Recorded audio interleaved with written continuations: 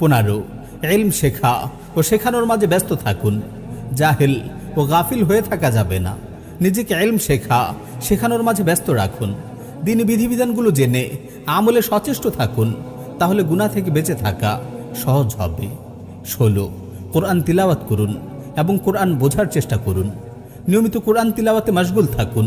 যারা এখনও বিশুদ্ধভাবে কোরআন তিলাওয়াত করতে জানেন না, তারা অবশ্যই কোরআন তিলাওয়াত শেখায় মনোনিবেশ করুন।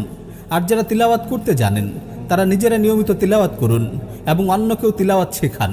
কোরআন তিলাওয়াতের পাশাপাশি কোরআনকে বোঝার জন্য তাদাব্বুরের সাথে কোরআন অধ্যয়ন করার চেষ্টা করুন। ইনশাআল্লাহ কোরআন তিলাওয়াত শেখানোর মাঝে ব্যস্ত থাকলে গুনার দিকে অন্তর ধাবিত হবে না।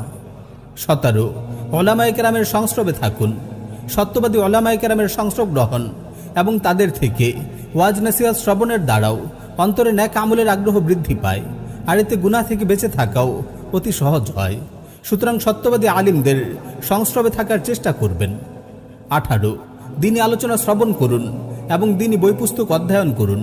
প্রতিদিন কিছু সময় দ্বীনি আলোচনা শুনুন, দ্বীনি বই পুস্তক অধ্যয়ন করুন।